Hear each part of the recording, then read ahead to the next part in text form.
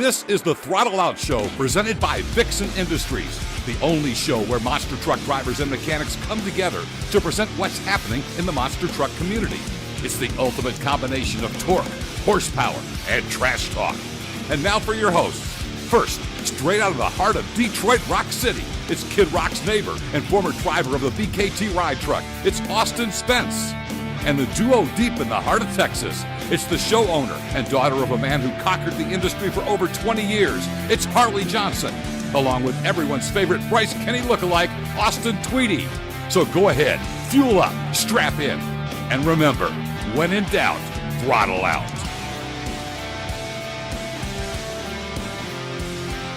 Good evening, my fellow Americans. It is so good to be back with y'all tonight. My name is Austin Tweedy, joined by the lovely Miss Harley Jo. How you doing tonight, honey? I'm good. I got myself a bang. I'm ready to stay awake tonight through this episode.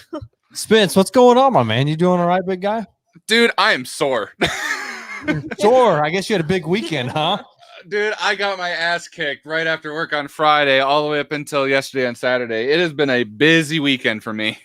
Well, we got an awesome guest tonight, but first, Spence, I'm going to go ahead and let you talk a little bit about what you had going on this weekend. I think everybody would like to know.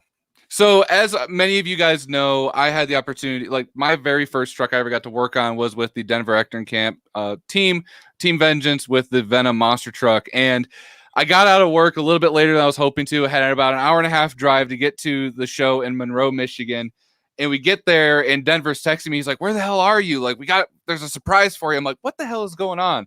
Now, those of you that don't remember the last episode we talked about with ATR Promotions, they shoved a guy in a wheel and they had him run around. I'm like freaking out the whole time. Like, I'm not going to fit in this wheel. I hope to God that's not what they're going to do to me tonight.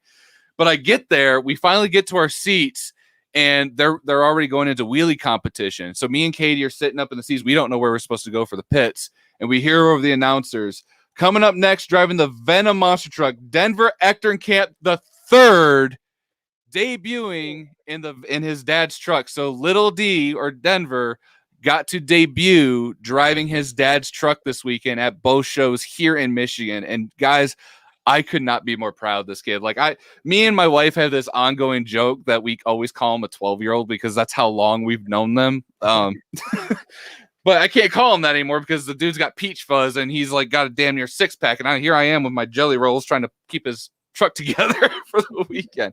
Now you took some videos while there, but I'll wait for you to tell me to play it if you want to hear the audio, right? Oh, absolutely. Because the kid, like you usually see somebody that's fresh and green getting into a truck and you think they're a little hesitant. They're kind of, a little tedious, a little nervous. Guys, he looks like he's been driving a truck longer than his dad has. I mean, to be completely honest, he was not afraid of it. He was airing the truck out. He went pretty far in racing for the very first night in Monroe. I believe he got to the semifinals, and then he got his butt whooped by Kevin King. But it is what it is. Going into the next show was in Cassopolis, Michigan. I've never been there before, but guys, it was the middle of BFE. I had no idea where the hell I was. And it was an absolute mud fest. And we had another issue with the truck where basically it seemed like the spider gears in the front end were not engaging whatsoever. So this guy driving for, essentially a second show, and it's a mud fest, and he's running in two-wheel drive, and he's still airing out the son of a bitch. Like, the kid was not afraid of the truck. But I think the best part of that show, the second show, was listening to his dad basically be a backseat driver. And I got some audio from the Vengeance page. So here, go ahead and Harley and play some of those clips of Denver. D3.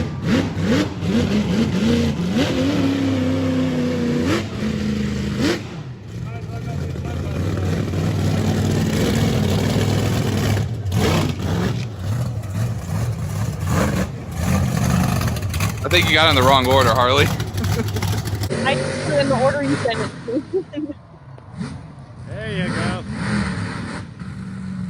Now turn around and do it again. That's the only thing you can do.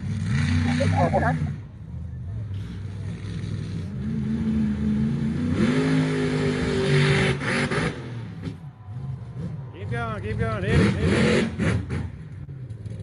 it. Yeah, boy.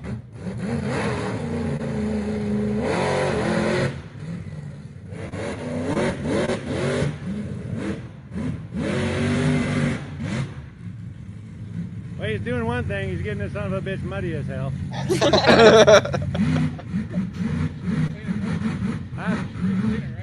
He's gonna clean it.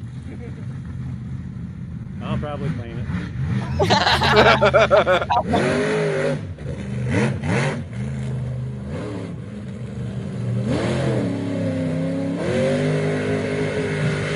Yeah. Nice. There you go. You're done. Quit.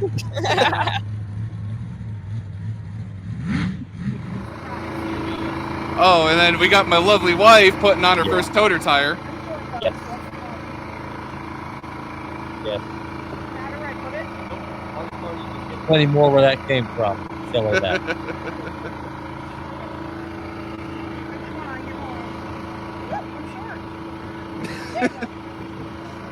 Hey, there you go. High five. We had an absolute blast as always, but that mud show just absolutely kicked our butts. I mean, the truck was absolutely caked in mud. I looked at Denver Snapchat. Looks like they had a little bit of chassis damage, but honestly, he did phenomenal. And for his second show ever, he won freestyle in a mud fest. So super proud of you. Awesome. Yeah. So speaking of mud, I think our guest knows a thing or two about actually driving and competing in the mud. Don't you say? Don't you think? Yeah, just a little bit about the mud. Yeah, he's got some experience, but I think we should let him talk about his experience. He is well known in the Monster Jam family and now the Mega Truck world, making a big name for himself out there on the pro Mega Truck circuit. Ladies and gentlemen, for the first time on our show, Mr. Tanner Swinehart. What's going on, big guy? What's up, y'all? How y'all doing? Oh, hey, we're doing all right, man. Just recovering from our long weekend. I mean, Spence is playing in the mud. You know a thing or two about playing in the mud, so we were just going to kind of let you, just talk about your life in the Mega Truck world. Yeah, that's pretty much what we do. And I know that his dad up there was talking about cleaning the truck. That's the worst job that I have to do. It usually takes at least 2 days to get that thing clean, and it's obviously never clean once you get one that dirty. But yeah, some tracks are different from which place we go, but we're running 49-inch tractor tires that are cut and scoop. Basically, everybody's somewhat running the same kind of tire or similarity of the tire. It might be a 12.4-24 or a 14.9-24, which is just a step smaller than a 14.9, but they're all scooped and back cut, and we're all running big blower motors. And depending on some tracks we go to, there could be a 6-foot deep mud hole. We could have just a little splash hole that we jump through. It's basically a elongated Monster Jam track is all it is. Do you actually have other guys out there on the course running BKT tires? I actually run BKT tires, and a lot of them are, just because of the availability, and they do hold up really well for what we do. That's awesome. Okay. So BKT Mega Truck tires hold up better than BKT Monster Truck tires? I would say so. Huh? Fun fact. I've only wrecked one so far, and I run full beadlocks on my truck that I built also. So let me ask you something. What defines exactly a mega truck? Because when you go to a mud bog event, you see kind of a collaboration of many different trucks kind of put together. So what exactly defines a mega truck? Oh, there's a lot of discussion over that still. So I describe a mega truck as a full tube chassis, or close to as you can get a full tube chassis. Like maybe the main rail is still stock-ish, and then it's a full cage on top, full cradle off the bottom. Basically, it's not your just run-of-the-mill everyday square body truck that you see out running around in a mud hole. It's, full nitrogen shocks, 4-linked, either full tube chassis or very close, fiberglass body. I run a fiberglass body. Lots of guys still are into the steel. Too much work for me. Just coming from doing monster trucks for so long, I was just like, man, I'm just going to take the easy ways out and do full fiberglass, do this, do that. Learned a lot what not to do just from building so many Monster Jam chassis. So it definitely gave me a head start into this world, and I'm still new to it, but definitely getting noticed. And you guys here having me on tonight, that's definitely helping too. So thank y'all again.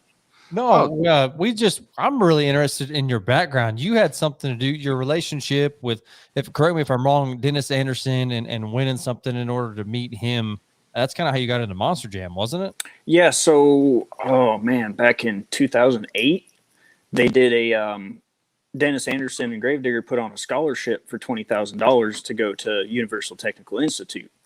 Well, my mom forced me to make a video, and out of the maybe 600 people in my hometown, I get a call from Dennis on the day I got out for spring break, and he goes, "Hey Tanner, this is Dennis Anderson. You just won $20,000 to go to UTI. How's that make you feel?" And I was like, "What? There ain't no way. This is a joke. Somebody's messing with me."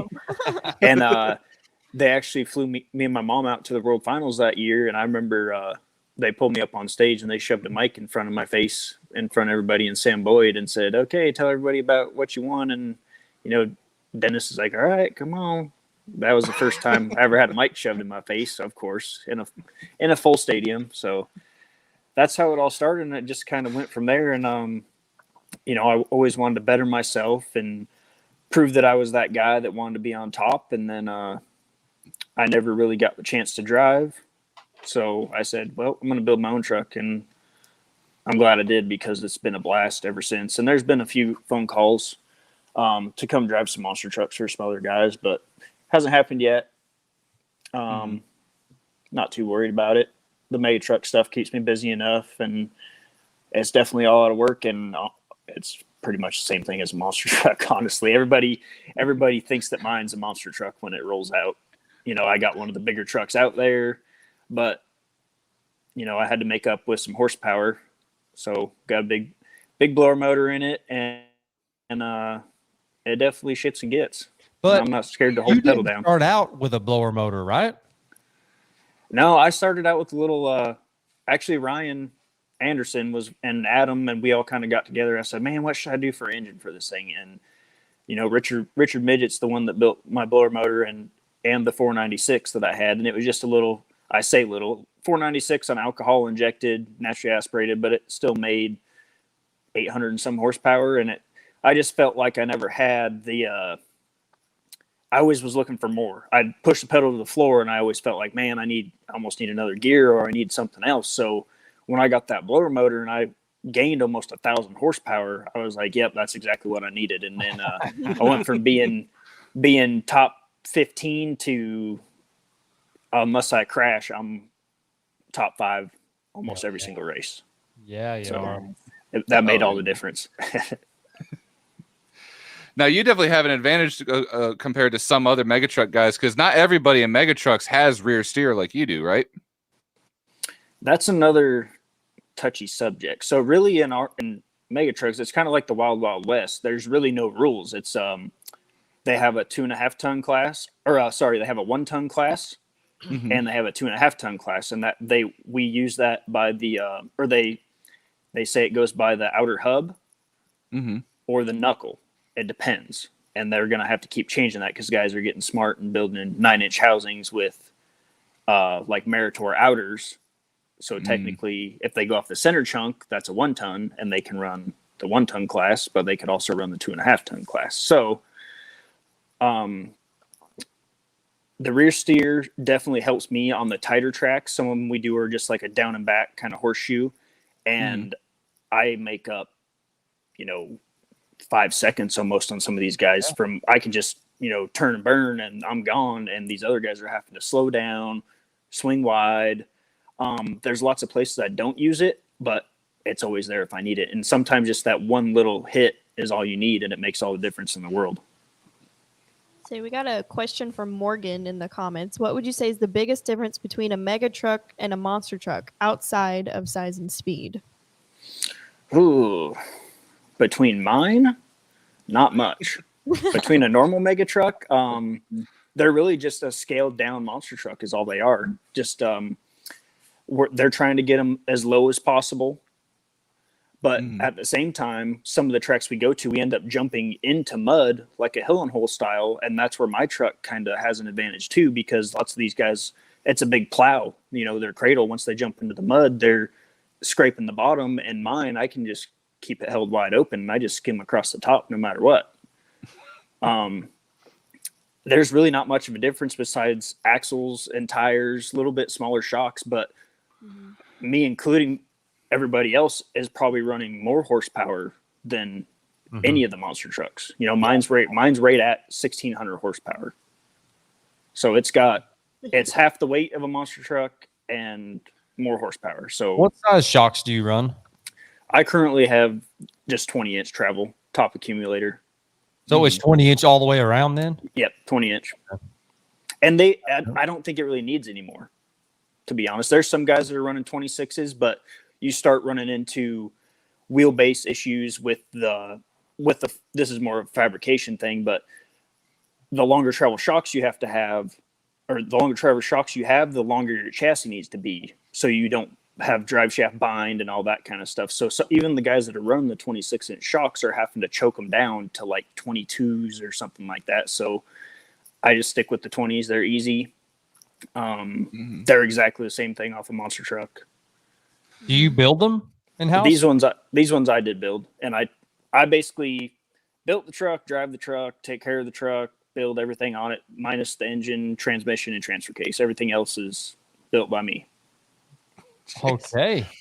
So when are you going to have a store put together? Because I might need a few things. A store? What are you looking for? I don't know where to start. You got I guess. you got my number, buddy. You can call me anytime. That's what I'm afraid of. Hey, I can always send one up there to you too. That's true. I might just need to ship the whole car down. Just do what you think is right. Yep. You better send a pile of money though. They're not cheap. I just can't tell my wife, which I can't say that because I'm on camera. Ooh. Anyway, She's probably watching right now too. no, I doubt it. So anyway, I kind of going back on track with the mega truck thing. So some guys, well, I shouldn't say some guys, mainly Joey Sylvester is doing this class where it's called the Pro Mod Monster Trucks, where it's literally mega trucks with 48s. Is that something that you think is a good thing for the mega trucks? Let's monsters kind of like coming together. Is that something that you're thinking about running with your truck eventually in the future? So I was actually supposed to run the event in Morganton, North Carolina with Joey, and I had some engine trouble. I had a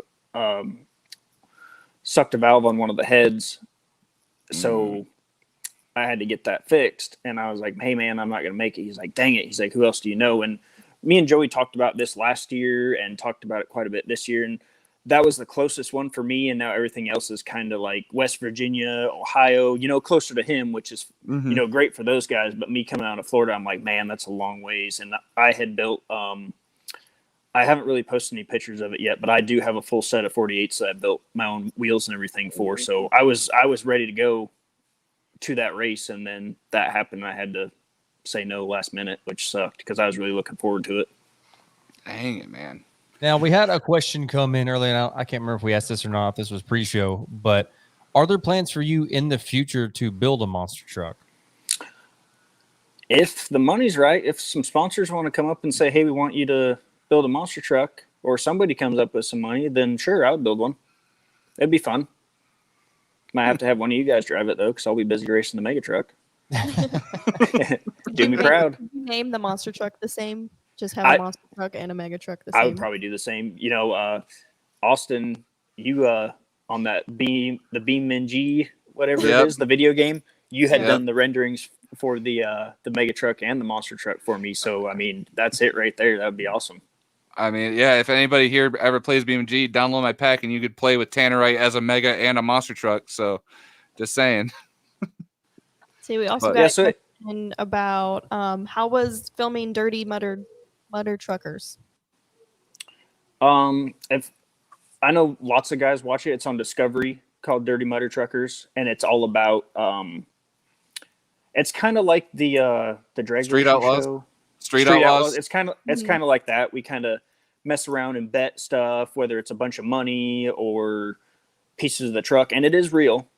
You're betting your own money. Like it's real money. It's not fake. Yeah, this isn't fake. This is because we told them that we're like, this is going to be real. We're not staging fights. We're not doing anything like that. It's not going to be staged. We got to make this as real as possible if you want a good show. And when it came to the racing, holy crap, was it real? That was when I filmed that show. I still had the 496 in my truck, and I got beat out barely, but I wrecked my stuff trying to win. And I'm just waiting for the phone call back, and I don't know if I'll get it. They might be a little bit scared. Because you guys had like teams or whatever that you guys had to like put together essentially, right? Mhm. It's like Yeah. it's like the Dirty Six or something like that. The Dirty Seven versus basically everybody, and it would be teams from Michigan, Georgia. We had our team was another Florida team just because there's so many trucks down here, and it was fun. But if anybody else has ever done any kind of TV filming, it is the longest day of your life. You do interviews, and then you do more interviews, and you just do a great interview, and they say, "Oh, we'll say this instead. You can't say that." Oh, hey, we need you to do this instead of this. We can't say it like that. There's a few guys that had to. A lot of us had to take sponsor stickers off the truck, and we had to sign sponsorship agreements and everything else. And if they didn't get done, we had to take them off, which sucks for our sponsors. But Right. FTI was one of our, they basically sponsor everybody. Everybody in the mega truck world has an FTI transmission or wants one if they don't have one.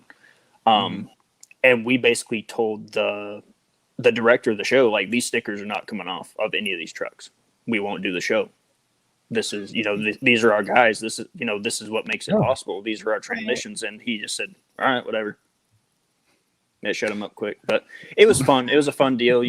Always getting to hang out with all those guys is great. And we don't always get to hang out with the guys from out of state as much, especially up north. So it's always fun. And I made the trip up a couple of times to help out some other people, bring parts, bring this while they were filming other stuff. So it was a good time for sure. I'd love to go back and do it again. Now, with this mega truck community, especially that show, there are a lot of familiar faces. I mean, at least for me and the people that I know in the monster truck world. Hell, I turned on the show just sitting in a hotel room a couple months ago, and I saw Nico's ugly mug. Yeah, he was on the show too. I'm not really sure what he's been doing. I talked to him about a month ago about doing some stuff, and I believe that he started his own shop, and I'm not really sure what he was doing, if he was doing custom fabrication or if he was kind of doing a little bit of everything. I'm not really sure. I'm not either. If he's doing, I thought he was doing a little bit of everything, if I'm not mistaken. But where I was getting at though was, I saw Nico's been on there, Corey Rommel's been on there, and I'm sure you can go on and on with a list of, everybody who's watched tonight might know some familiar monster truck faces that are on that show. Yeah, I mean, it's kind of funny that the mega truck and monster truck, it kind of intertwines with everybody. Everybody, there's not really many guys that don't know Monster Jam or don't know monster trucks in general, because they've all been around. Not all of them have been around monster trucks a lot, as much as like we have, but they know about it, and they know how it runs. They've all been to a show. They've all know somebody that's into something to do with it. Keith Spiker's been around it forever. There's a lot of guys, Jimmy Yeager, they've all been around this stuff forever, and Trucks Gone Wild has had a huge effect on that too. And shout out to those guys, because they treat me real good too. But it's always kind of been, it's like it's doing a full 360. Like back in the day, it was, let's drag sand rails, and then, okay, let's put bigger tires on. And now we have full blown monster trucks, and now it's kind of going to, we started back over. Now it was mud trucks, and they got 4-linked, and then they were starting to get fast. And now we are where we at today. We're basically running a half scale monster truck with half the weight and twice the horsepower. And being, put that up there real This quick. last one. Yeah, put that up there. So we got a question. Are you looking for crew members and or thinking to teach people out in Florida? Teach people to drive? I've actually I've honestly had that question quite a few times. Hang on a second. I've actually had quite a few people ask me to teach them how to drive, and I was kind of like, well, that's kind of a hard thing to do, I grew up racing 4-wheelers and dirt bikes, and had been doing something with racing my entire life. So I can show you what you're doing wrong, kind of thing. But it's hard to put that. I don't know how to say it. Like, you have to have some fear of the truck, or else you shouldn't be in it. Yeah. But you can't have the fear. You need to trust your own equipment, and that's why I love that I built and drive my own truck, because I trust it 100%. And if I don't feel comfortable with doing something, then I won't do it. As far as teaching somebody like to work on it or build it, that's kind of hard too, because everyone's unique. Monster trucks, they're kind of not all Cookie cutter. identical, but they're kind of cookie cutter. These, we have front engine, rear engine, somewhat mid engine. Guys are trying all sorts of crazy stuff because there is no rules. Guys are doing, which I want to try too now, doing like a Baja 1000 truck, like a trophy truck suspension where they do trailing arms. Lots of guys are going to that now. My truck, the way it's set up is meh. It is what it is. It's just a big heavy truck that I can beat the crap out of. So you're talking crew about guy. I was just gonna say crew guys. Yeah. Yeah. You had your crew guy and Mike Lockhart, or as we know him more better as Squirt, who helped you out for a while. He's not really helping you out so much anymore. If I'm not mistaken, your brother has been helping you out, right? Yeah, my youngest brother lives with me. Big props to Squirt. He's always been there and helped me. He was actually the first one I lived with when I started working for Monster Jam. He kind of took me under his wing because he was there. But yeah, my youngest brother, Todd, moved out here and has been living with me since last September. So he really didn't have a choice. I just said, hey, you're my guy now. So he started out, he really doesn't know anything about mechanic work, and started out and I said, okay, here's how I strap in to the truck, make sure all my belts are right, make sure my Hans is on right, make sure all this stuff is good. And then it kind of went to, okay, well, I'm staying in the truck. I got to go again. So I need you to fix this. So I'd either have to jump out and show him real quick. And then, he's a quick learner and he pays attention. He's been doing really well here lately. That's such an older sibling move too. It's like, hey, you're living with me. Grab the wrench. You're my bitch now. Fix it. Basically exactly that. Exactly. Hey, the truck, you need help this weekend? I said, yeah, the truck's still dirty. Go wash it. Take the body off, pull all the Lexan out, wash it. All right. Don't make me double your rent. Yeah, no kidding. So a few weeks ago, we saw Teeny Man, Weston Anderson, make the world record long jump in a mega truck. Now, I want you to kind of talk about just how difficult a stunt like that is. I also want to know if you've ever potentially thought about doing that at some point in the future. I have.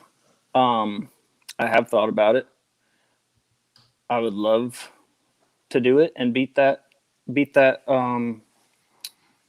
that length or whatever you would say. Long jump. Yeah. Mm-hmm. 225 feet is impressive for a mega truck.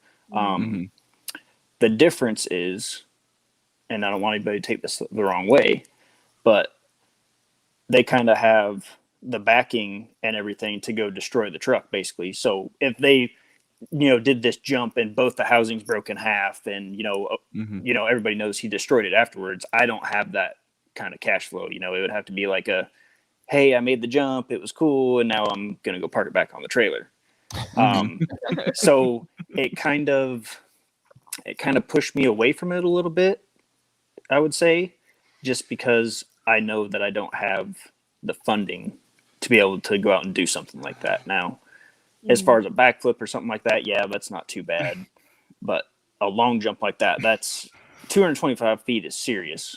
Yeah. What's the monster truck record right now? Does Joey still have it? I think it's like within 7 feet. Yeah. Yeah, it's not much further. Yeah. So that's intense. I'm sure that they did a ton of testing they probably had Josh up there going through the shocks night and day. And I'm sure they had a jump up there that was pretty decent sized, and he was hitting it and getting the speeds down and everything. Now, looking at where they did it, he could go way farther. They could change the gearing, and that was cakewalk for him. If he wanted to, they could make it go.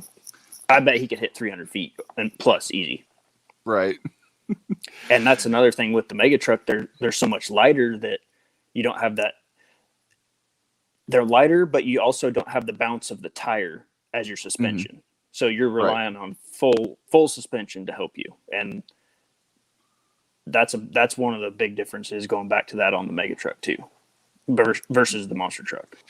Now, you kind of mentioned backflips a little bit. I remember when I was still working down there in Florida, you and Squirt were actually gearing up to go to the big North versus South event. And I want to say help put the wrap on. Let's be honest, it didn't look that great. I haven't done a wrap since college at UNOH, putting it on a sprint car, which is just a big flat piece of sheet metal. And That was a long night. I think I was at your place till about 2:00 in the morning, and I had to go to your side where Squirt's like, "Oh, we could figure this out," and it just looked like a crumbled piece of wrapping paper. I'm like, "All right, let me try and fix this for you guys." And then you went and did a backflip, but you're saying it's not bad. I'm gonna be honest, a backflip in a mega truck looks a lot more violent than a backflip in a monster truck. Let's say that we don't have it figured out yet. Yeah. There's not like a specific ramp design or a certain angle or a height or anything. It's rough.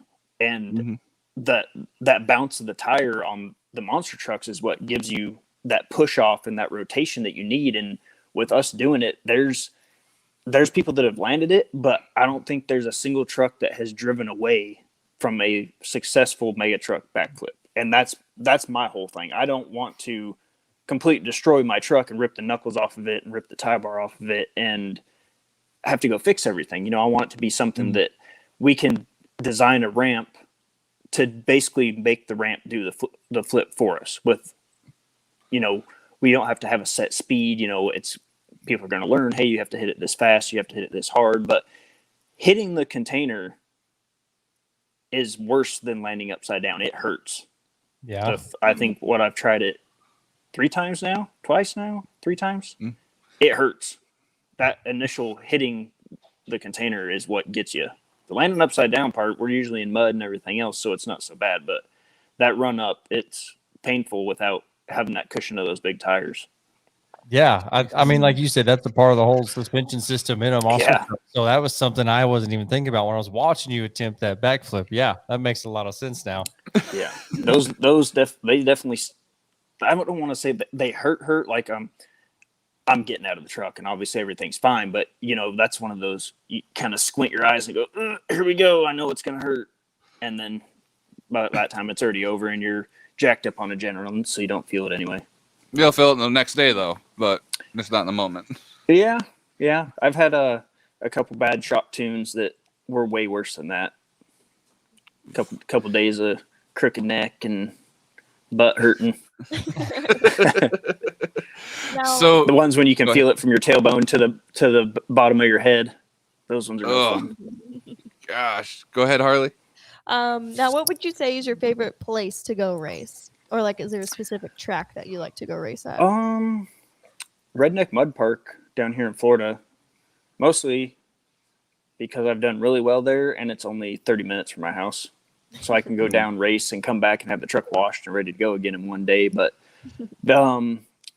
really, it's cool to go to the different tracks and see what we have laid out and what the property owner gives us as far as room. And every track is completely different. They're never even close to the same. That's what's so cool about it. We could have a 300-foot hill and hole, basically mud bog, and then it goes into a freestyle track. That's what's so cool about it. And we can change directions of the track. We can run it any way we want. Like we said, we run one at a time, almost always, just because we found that issues with trucks turning into each other isn't the best idea. Safety, so it's just easier to run them one at a time. And we usually do a pass in each lane, what we would call a left and right lane, even though it's the same. And then it's a combined time of those 2 passes is your winner. Oh, okay. So is that like how many different forms of competition really is there in mega trucks? Because monster trucks, it's all pretty much the same. You got donut competition, skills, wheelies, racing, freestyle, but it seems like there's multiple different forms of racing in mega trucks than there is like in the world of monster trucks. Like, because I believe most of the time I see you race, it's a form of short course. Am I right? Yeah. So we just call it our obstacle course. Lots of guys will take their same trucks though that are lower. I don't mess with it much just because my truck's so heavy. But they do sand drags too, and there's lots of guys that have like cut boggers or American farmers that are smaller, and they'll go out and sand drag their trucks just to have fun with it. I built mine to be a race truck, and that was it. And I guess a freestyle truck too. I kind of got forced into that. Question that just came in, and like I said, me not being super familiar with the mega truck world, maybe you can answer this a little better. But Monster Jam Sam's question is, why are most mega trucks not built for freestyle? I wouldn't say they're not necessarily built for freestyle. It's just that low slung, trying to get the chassis as low to the ground as possible. Monster truck usually run a ride height of 10 and 12. That was always our like go-to starting point. And I run 8 and 10 on my truck. Lots of guys only run like 2 inches of shaft showing to try to keep that truck as low to the ground as possible, which with a 20-inch travel shock, yeah, it works. It doesn't work. I like my stuff to work, and I would rather have the shocks work than not. But that's a difference there. They try to get them as low slung as possible. Spence, I've only got about one question left. If you got something else for him, but my question for you, Tanner, is what's next for you as far as your schedule? Where are you going to be at? We are going to Moultrie, Georgia, to a brand new. It's not a new park, but it'll be the first time that the mega trucks will be racing there. It's right over the Florida border. It's only like 4.5 hours for me to get there, so that'll be nice. And definitely looking forward to it because we've had a pretty good break. It's been a little bit over a month since we've had a race, so I'm ready to get back to it and hopefully take a win. Well, speaking about getting back to wins and stuff, I know one of the big independent shows that we got to see was this thing that Dennis put on down at Mid-America Motorsports Park in Oklahoma, and he obviously incorporated some of the mega truck stuff. Is that an event you think you might play around with possibly going to next year, 2022? Yeah, they just got to make a phone call. I'll pretty much go anywhere. With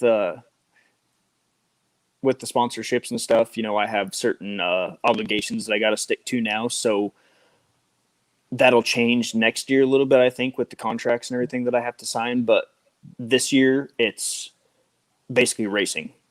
So I kind of got to stick to that. And there's been some other things that I could have possibly done. I kind of strayed away from it just because of if I break something doing something for fun, then I'm not going to make the race. And that's my obligation to make the races. So next year for sure, I think that I'll get out there and do some more freestyles, some more. I definitely want to run with Joey and run the pro mod circuit, at least a few of them. Definitely want to get out there with Dennis. I'd love to go kick Teeny's butt. I've only been watching him. We've only forcing him to jump go-karts since he was forever and watching him cry, and now look at him. Well, if we take a step back and we just look at the timeline of your career, just from getting, that phone call from Dennis, going to UTI, to getting a Monster Jam, the trucks that you've worked on, all the crazy trucks that you've worked on, being that lead fabricator there for Monster Jam, getting some seat time and building your own truck in Tannerite, now being on the pro circuit. Dude, you got a lot going for you, and I'm so excited to see where your career is headed, my guy. Thank you so much for hopping on with us tonight, my man. We really appreciate you coming out. Yeah, thank y'all for having me, and make sure to go check out my page on Facebook and Instagram, Tannerite Pro Mega Truck, and love to see all you fans out there out at the track. And make sure you buy one of his shirts if you still got any.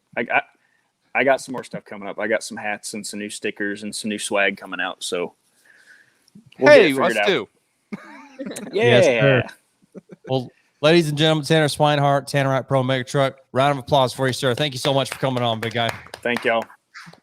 Pleasure being here. We'll see you later. We'll talk to you later. Thank you again. No problem, buddy. Well, what a cool guy, right? He's all right. No, yeah, that's about damn time we got him on the show, to be completely honest. Yeah. Yeah, I think you're right, man. So we're kind of about halfway through. We got a lot more to cover still. Where do we want to go first, Harley? I don't know. Something happened with little Zimmer Jr. this weekend, right? That you wanted to bring up. Oh man, this guy. What happened? No, we've been talking a lot just how these young monster truck drivers, just been taking it to the veterans, right? They show little fear for the truck, yet at the same time they've got enough knowledge and know-how, what not to do in a truck. This is one guy right here, teamed up with Zach Garner. John Zimmer Jr. just kicked some ass this past weekend. I believe it's Crown Point, Indiana. I just want to get a little clip of his freestyle that I got from, I believe, Ron Bay, his Facebook page.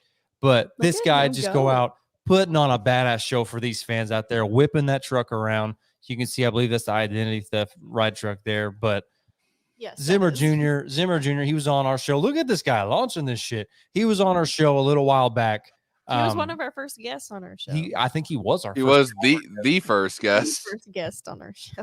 first driver guest. Yes. It's amazing what you could do when the track officials know what they're doing building the track, because I'm sorry, but the show I went to yesterday, they had no idea how to build a decent track at all. But I got to say, John Zimmer Sr., okay, of all the badass things, all things he's accomplished in his career, I could just go ahead and tell you right now that at the top of that list has got to be crewing for his son and watching him drive like this. Mm-hmm.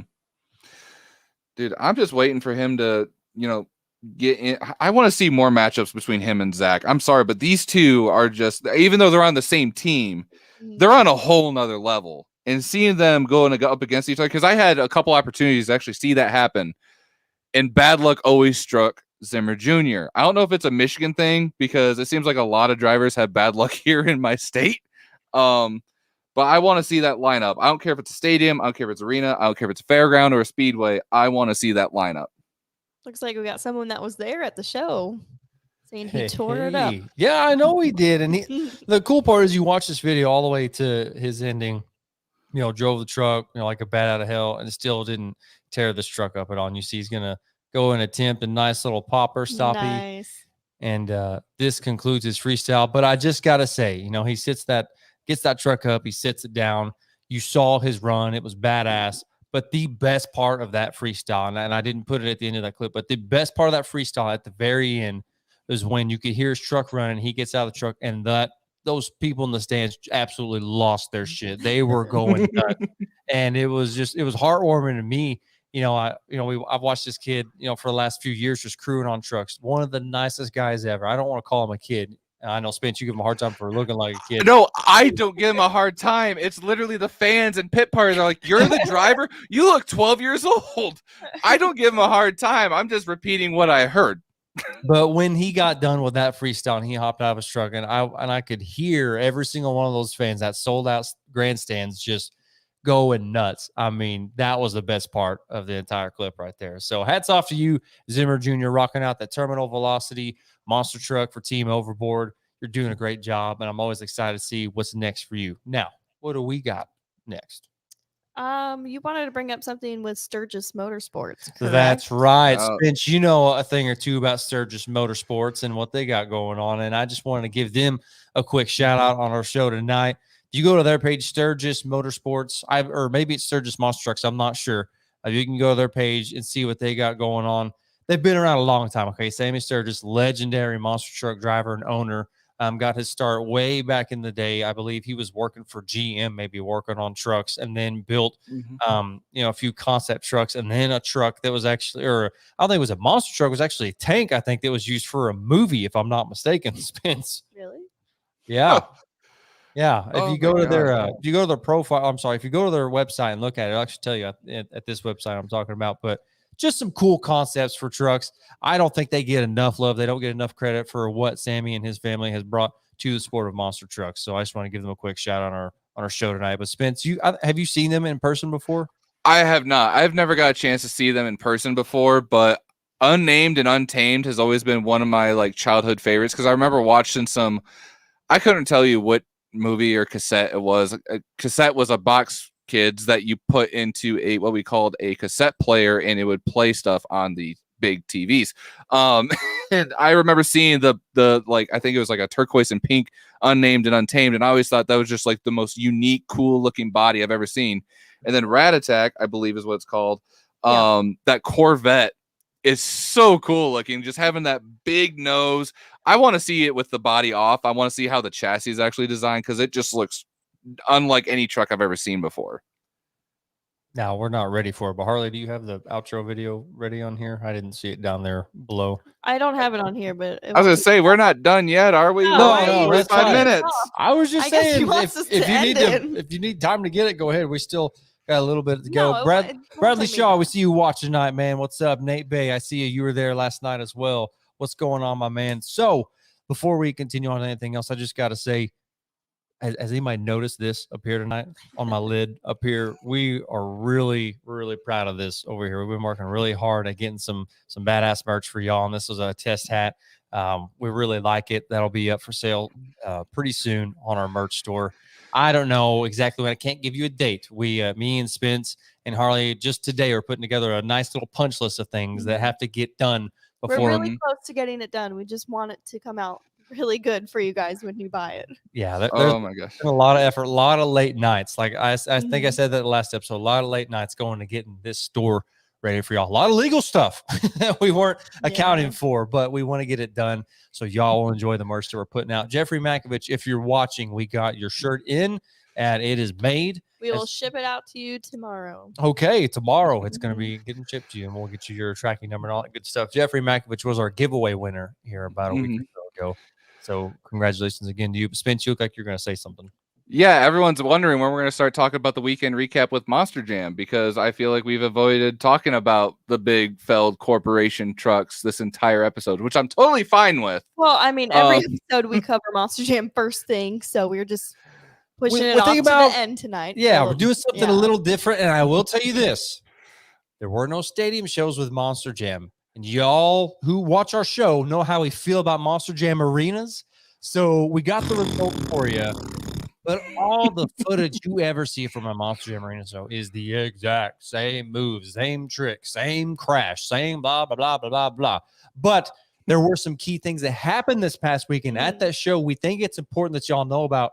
Harley Joe, you got the inside scoop, so why don't you go ahead with it?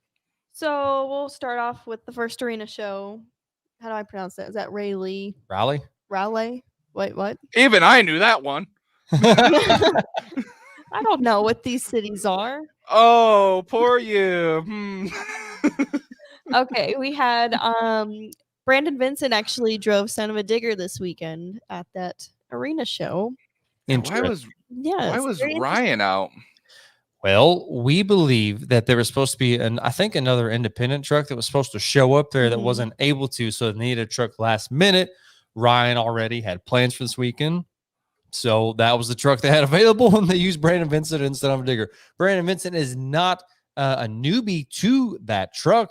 For those of you who may or may not know, Brandon Vincent used to crew for Ryan Anderson on Son of a Digger. So it was kind of interesting to see him get that seat time on that truck. And Harley, he did pretty well on that truck. He did do pretty well. Okay, hold on. Technical difficulties. Please stand by. Actually, my bad. I totally named the wrong city. That was in Sunrise, Florida, not the North Carolina arena show. I have my notes mixed up on here. But okay, so for show one, Brandon Vincent took the racing and skills win. And then we had Lindsay Reed in Scooby-Doo take the donut win. And then Elvis in Mohawk Warrior took the freestyle and overall win at show one in Sunrise, Florida. And then Brandon Vincent took home the racing and skills win for show two. And then Lindsay Reed and Scooby-Doo took home donut, freestyle, and overall win. Okay, Lindsay Reed. And then the third show, Brandon Vincent took home racing. And then the rest of the show, Lindsay Reed took all the wins. How about that? Lindsay Reed showing up. She's a beast in arenas. I don't think it has anything to do with Lindsay Reed. We know it has everything to do with Woody. Anything is possible when you have a badass crew chief. Hey, you're not wrong. I like that. Shout out to you, Woody, working so damn hard on that truck, keeping it rock and rolling for Lindsay. Now, I would like to talk a little bit about the Austin, Texas show. Harley, you know a little bit more about, what happened there with the Team Scream guys. So I'll kind of let you talk about that for just a second. I mean, can I say what happened? Sure. Okay. So Chris Kohler and Corey Rummel were supposed to be at the Austin, Texas arena show. They got all the way to Texas and they tested positive for COVID. So they had to drive all the way back home and not attend the show. Damn it. We had an insider text us that last night as we were sitting down to dinner. Now, obviously, we're not going to get into politics on the show. That's one of our rules. But Harley and I, being that we've both had COVID, we know the severity of it. We've already walked that, been there, done that, right? I see why Monster Jam has taken COVID very seriously. Before every single show, whether it's practice or whatever, they have all the crew guys all the drivers do COVID tests. Everybody involved has to take a COVID test. And the reason being is that Monster Jam is on such a big magnifying glass from, whatever the U.S. government, CDC regulations, whatever. They can't afford any mistake whatsoever. So that's why they do all this. And it sucks that those guys that drive all the way there, turn around, package them, go all the way back. Hopefully it wasn't too big of a deal for them. Hopefully, they weren't actually already tired up and ready to go and all that stuff. But, they had to pack up and go back to Michigan. Now they got to quarantine, all that good stuff. It's a bummer. It's tough. But you see Monster Jam taking the right precautions to keep the rest of the crew safe, to keep fans safe as well. It's just a tough call to make, Spence. It is. God, I mean, if anybody knows what it's like to drive all the way to a show and have to pack up and leave, it's you two. Yeah, we know a little bit about that. I didn't think you were going to say that, but okay. Well, it's just such a huge letdown. I didn't even know if Monster Jam's testing everybody before every single weekend and event, or what their stipulation is, or if it's just something that they just weren't feeling good, they decided to get tested. But regardless, it's a huge kick in the nads, because let's be honest, the independents as of lately put on a better show than some of the company drivers, but that's just my opinion. Who all was supposed to be at that show? Because I could have swore I saw Monster Energy was doing an arena show this weekend. That was at Sunrise. That was at Sunrise, and we're not talking about anything with Todd LeDuc, surprisingly. This is the first. But gosh, man, it's just I hate this. This whole COVID, everything shut down. It sucks because it puts a lot of big companies in the entertainment industry on a big, like you said, the magnifying glass, and some people have to close their doors. Now, kind of getting away from monster trucks a little bit, if you guys want to know a huge entertainment company that's really cutting down and letting a lot of people go, it's actually WWE. Oh, you're right, man. Oh, they are downsizing big time. And honestly, hearing that scares the living hell out of me, because that makes me feel like we're about to get right back into another, the early beginnings of the pandemic.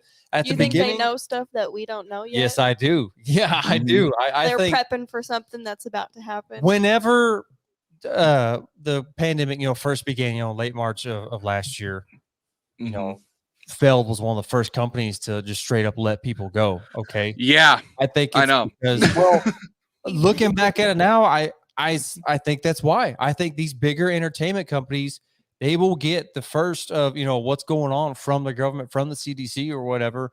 And, being that they are, like I said, under that big, magnifying glass, being under that microscope, they're going to be one of the first ones to know. You know what I mean? So I think they know that something else is coming. Not getting into politics, but I think they understand that, potentially there could be some match shit coming down the pipeline. Well, there's some comments saying there's rumors they're prepping to sell.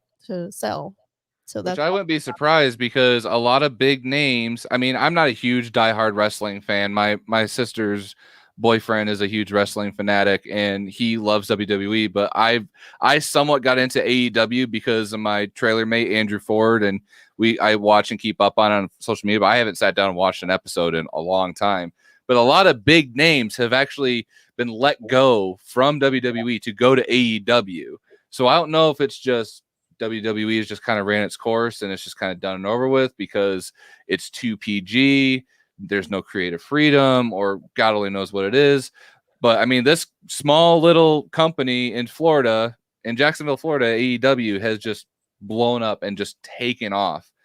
So, I mean, we don't know. They might just like Monster Jam versus the Independents, if you ask me. I know, right? But Monster Jam's not closing their doors. So I don't think Monster Jam will ever sell. If anything, if Monster Jam does get bad, Feld's just going to run the name into the ground.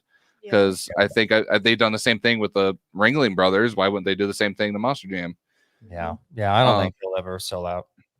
No. But anyway, so we're going to stop talking about wrestling because we're here to talk about four-wheel drives, big tires, and, all that fun stuff. So anyway, moving on with other events and other things. Now, what is else? that it, or we got more? I'm pretty sure there's more, because you guys said Sunrise, and we didn't talk about Sunrise at all, which I'm surprised because Todd LeDuc was there. And no, we did talk about Sunrise. He just didn't win anything. Oh, no. I'm sorry, Tweety.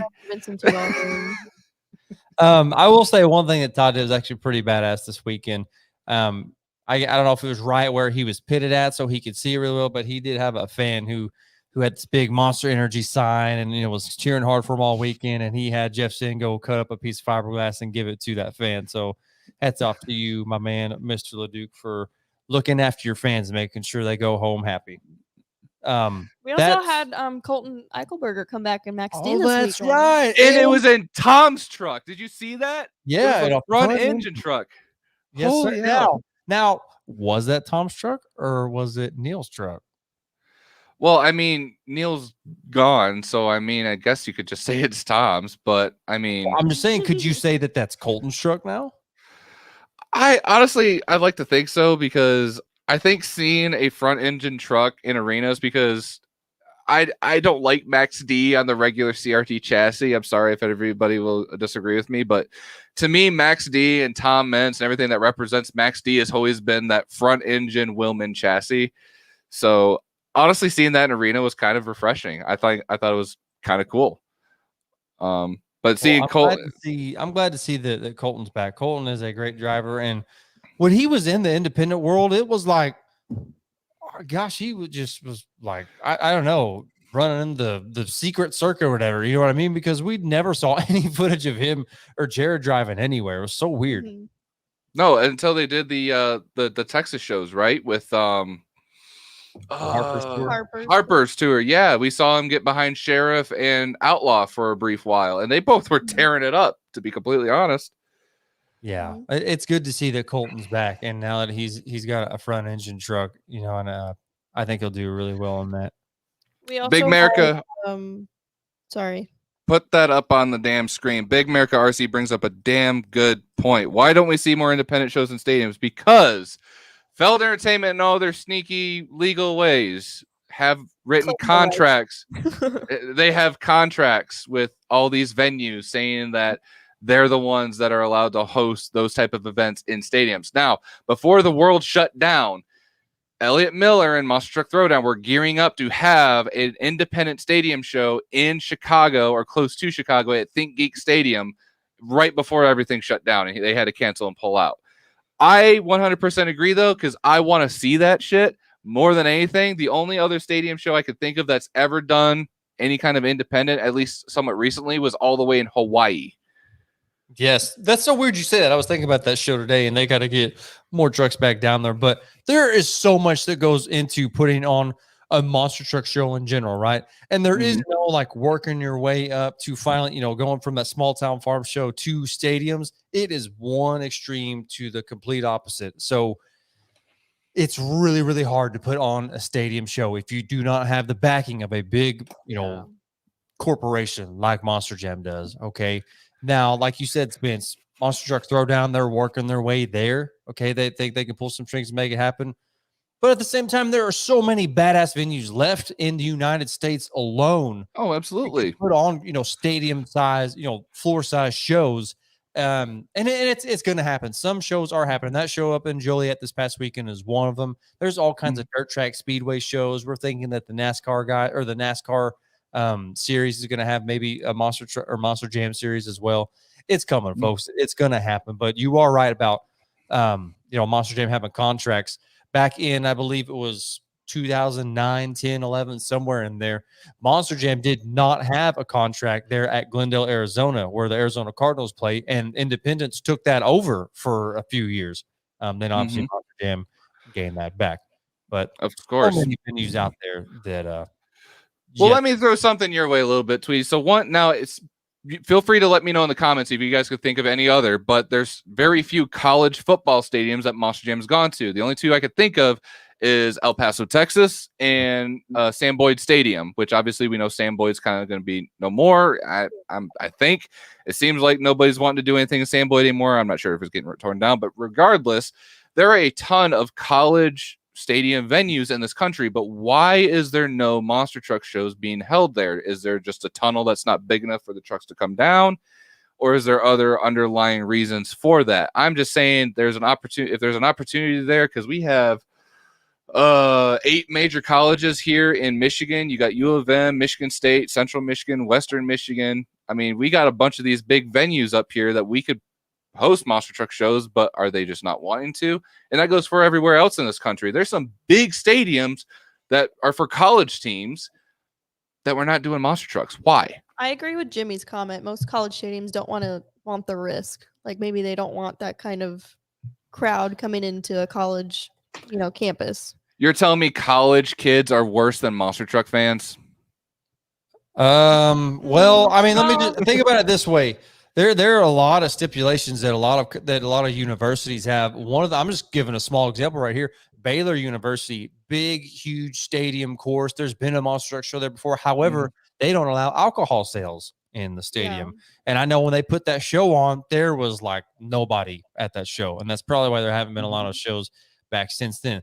You'd be surprised the amount of colleges that have those rules intact. So there's a lot that goes into the shows. But one of those things that you mentioned, Austin, was the fact that, a lot of these places don't have tunnels big enough. Why has there never been a Monster Jam show at Carolina Panthers Stadium?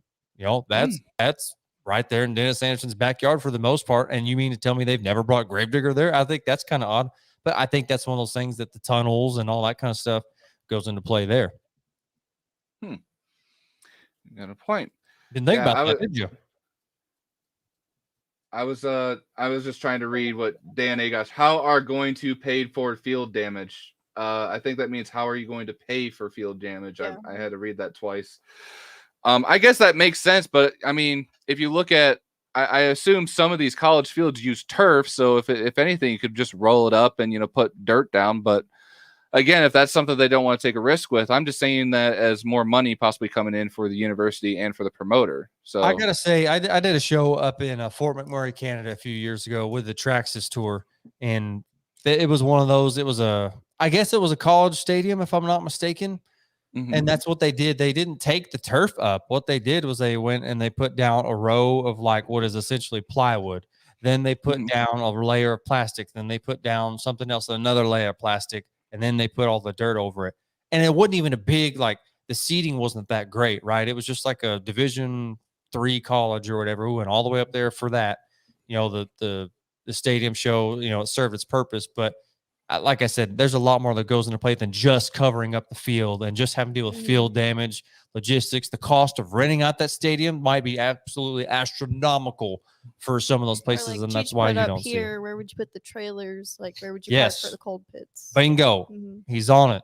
He understands. He gets it. And there's a lot that goes into play to like I said, I think the cost of renting the stadium and having that big enough insurance policy is one of those things, because like you had said, Spence, Monster Truck Throwdown trying to get into stadiums. I'm sure it'll happen at some point, but that's going from this level all the way up here, out of camera sight automatically, on that scale of being able to get into venues like that. But that was a great question. So didn't think I was going to get so much of a rise out of everybody. Yeah, there's so much comment on that. Man, I got everybody like attacking. It's like, well, it's because of this. It's because of that. It's like, oh my gosh, guys, we're just having a civil conversation here. and Jimmy's not wrong here. I mean, Phil, they're paying their bills right now. Okay, they're getting all their drivers and their crew guys paid for, and they're getting stuff ready for the next show. I don't think they're making a whole lot of money right now, but they're doing what they can to put on the best show they can for their fans. I want to talk about something for everybody who's within the sound of my voice right now. Listen to this very closely. This Wednesday, we have a very special guest coming on air with us, and I am so pumped about this. A few weeks ago, Austin Spence sent me and Harley a message about a guy who's building a diesel monster truck, and so I checked the video out. I watched 30 seconds of this video, and I was like, I want him on the show ASAP. We got to get him here. And almost immediately, I messaged that guy, and he's going to be coming on the on the Monster Truck show, on our show, on the Throttle Out show. Diesel monster trucks are back. Our guy, I believe his name is Brandon Overmeyer. I'm sorry if I pronounced your last name wrong. Will be on the show this Wednesday. He has built a Cummins powered diesel monster truck, and it looks absolutely nasty. You can go to his YouTube channel. I believe it's America_TV, and you can see their YouTube series, and they're building their following on YouTube right now. That guy's into more than just monster trucks, but this project alone, let me tell you, he sent me some pictures. I've seen what's going on with the truck. It's not on their YouTube channel just yet. You don't want to miss out on Wednesday's episode. He's going to give us the inside scoop and all that, but don't miss out on their channel as well. America_TV, I believe is the name of that. Super nice guy, and I can't wait for y'all to listen to this guy talk and what he's got going on with his truck. So if you have any questions related to diesel monster trucks, drop that in the comments. We'll put up a post maybe after the show tonight or early tomorrow, what you want to ask this guy in regards to diesel monster trucks, because immediately, Spence, when I think of diesel monster trucks, I'm going to think XCP, Dave Ridzera. You're going to think Brodozer. That's one of your favorite trucks. Okay, I will leave this show if Yeah, you ever bring that again. You're gonna be always labeled as the Brodozer fan. No, I am. I didn't take it because I'm such a fan. No, I stole it out of spite. No, I think it. Huh? But you're keeping it. I might. Listen, these guys that collect fiberglass for monster trucks are ridiculous. So if money gets extremely tight, I'm cutting it up. I'm selling it for $75 a pop. So, but no, one of the things I love about this guy, if you guys have not checked it out, because we kind of had a discussion where you don't really see much Dodge monster trucks anymore, other than, obviously the Hall brothers being sponsored by Ram. But he's got an old school, I think it's like a 1969 Dodge D100 body on this truck, and it looks so good. And honestly, I'm surprised not many other people have done this before. Yeah, 100% spike cam for not 100%, but pretty damn close. 99%. Yeah, something like that. But regardless, I'm excited for it. I am not running a Brodozer for life shirt. No, it ain't gonna happen. Eventually, we're gonna have a love me some of the Duke line of shirts just so Tweety can fill up his entire wardrobe. So, thank you so much for tuning in tonight, everybody. Remember, diesel monster trucks are back. We will cover that more in depth. Thank you so much to Tanner Swinehart and the Tannerite Pro Mega Truck for joining us tonight. We wish you the best of luck in your career. You've done amazing so far in the short amount of time that you've been in monster trucks / mega trucks. Remember, when in doubt, throttle out. Peace out, y'all. Good night, everybody. Thank you for tuning in. We'll see you on down the road.